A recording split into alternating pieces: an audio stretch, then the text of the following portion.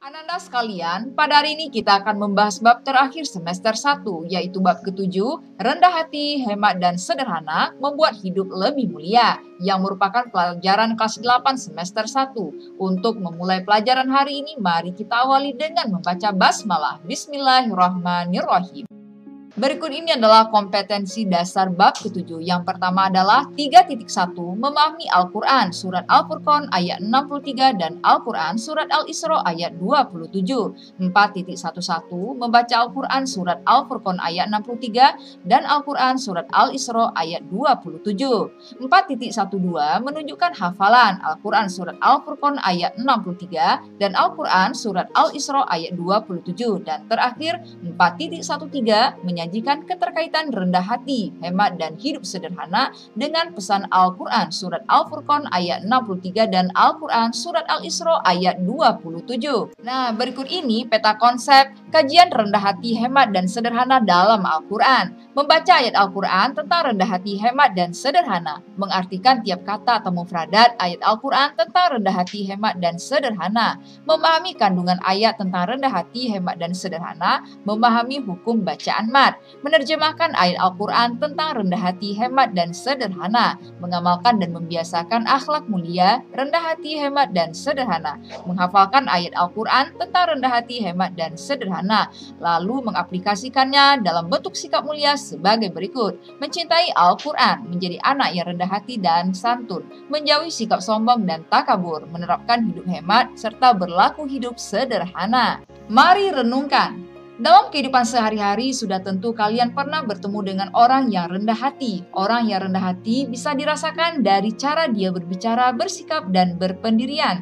Tidaklah mengherankan bila orang yang rendah hati disukai oleh banyak orang dan mempunyai banyak teman.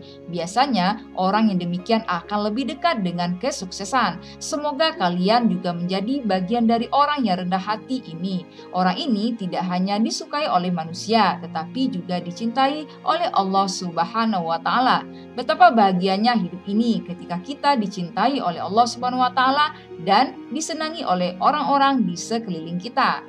Setali tiga uang dengan rendah hati, hemat, dan sederhana merupakan akhlak mulia yang juga diajarkan oleh Rasulullah Shallallahu Alaihi Wasallam. Hemat dan sederhana akan membuat kehidupan manusia menjadi lebih tenang dan tentram.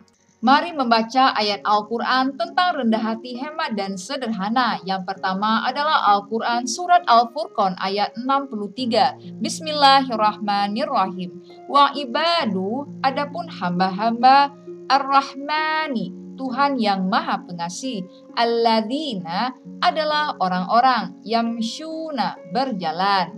Alal ardi, di atas bumi. Haunan, rendah hati. Wa idza, dan apabila khotobahum, menyapa mereka, jahiluna, orang-orang bodoh, qalu, mereka mengucapkan salaman, salam. Arti lengkapnya adalah sebagai berikut. Adapun hamba-hamba Tuhan yang Maha Pengasih itu adalah orang-orang yang berjalan di bumi dengan rendah hati.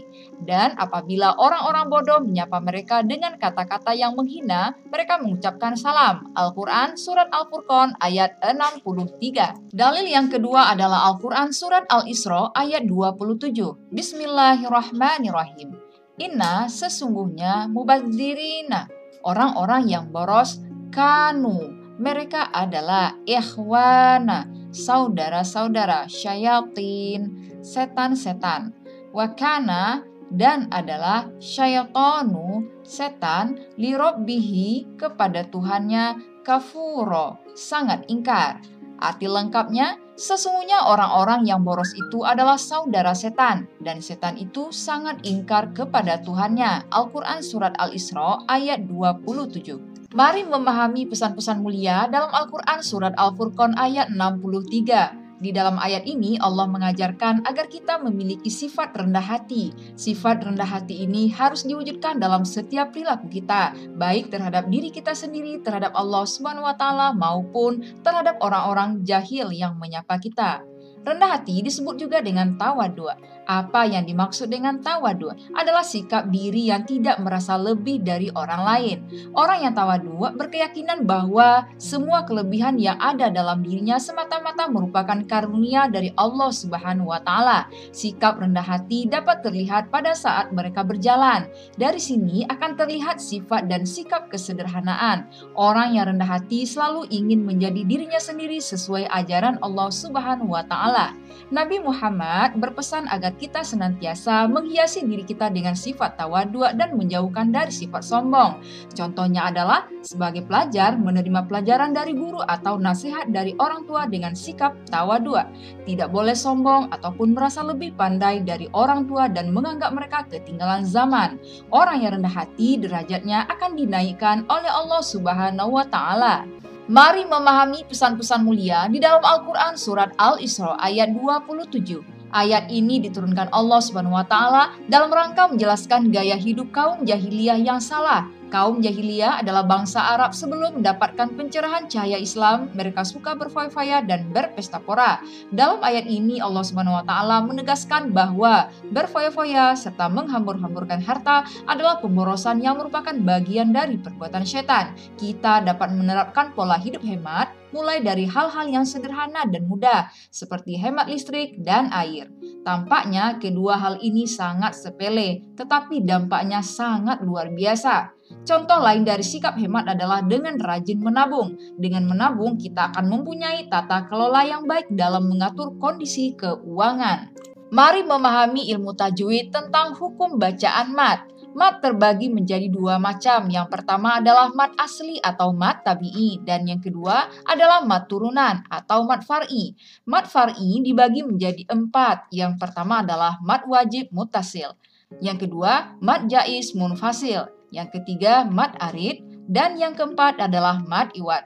Nah, mari kita bahas yang pertama adalah mat asli atau mat tabi'i. Yang pertama adalah mat asli atau mat tabi'i. Disebut mat tabi'i atau mat asli apabila terdapat harokat fathah diikuti alif, kasroh diikuti ya sukun, dan domah diikuti waw sukun. Cara membacanya adalah dibaca panjang satu alif atau 2 harokat.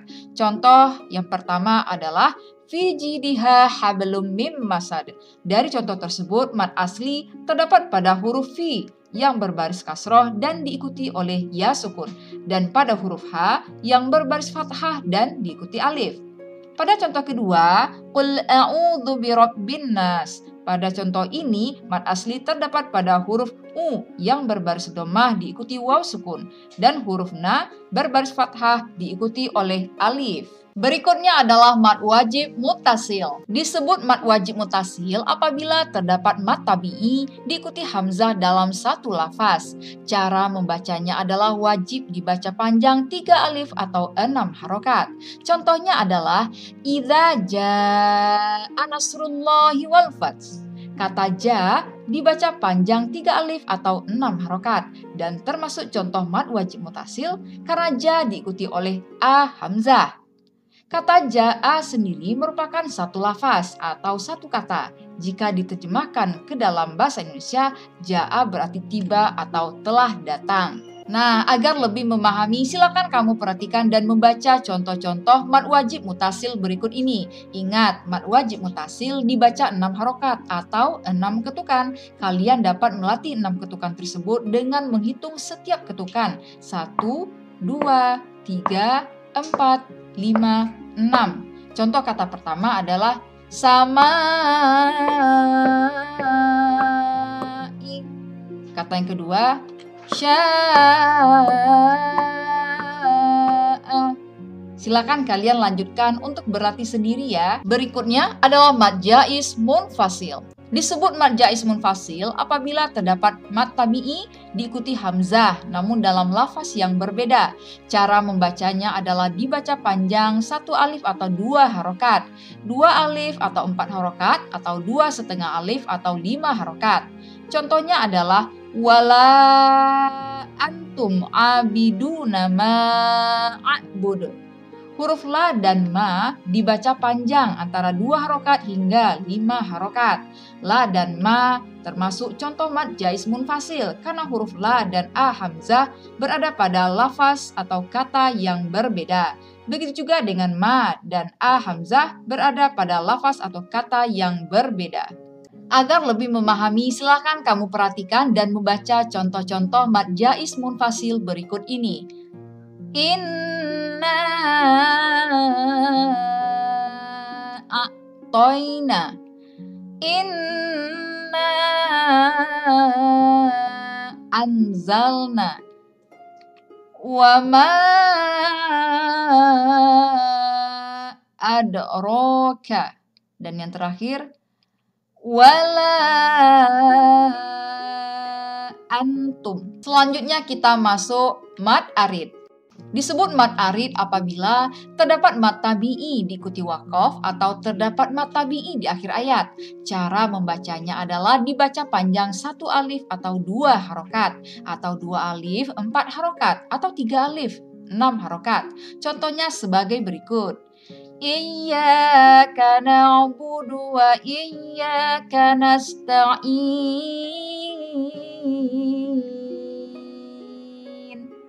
Huruf I termasuk mad arid dibaca 2 sampai dengan 6 harokat atau 6 ketukan karena terletak di akhir ayat. Dan yang terakhir adalah mad iwad. Disebut mad iwad apabila ada huruf yang fathah tanwin terletak pada wakaf atau berhenti pada akhir kalimat. Cara membacanya panjang 1 alif atau 2 harokat. Contohnya adalah sebagai berikut. Inna ma'al usri yusra. Disebut mad iwad karena huruf ron terletak pada wakaf atau berhenti pada akhir kalimat sehingga dibaca ro panjang 2 harokat. Demikianlah materi pelajaran kita pada hari ini. Mudah-mudahan Ananda semua dapat memahami apa yang telah disampaikan tadi. Mari kita tutup dengan membaca hamdalah. Alhamdulillahirabbil alamin. Akhirul kalam. Wabillahi taufiq wal hidayah. Assalamualaikum warahmatullahi wabarakatuh.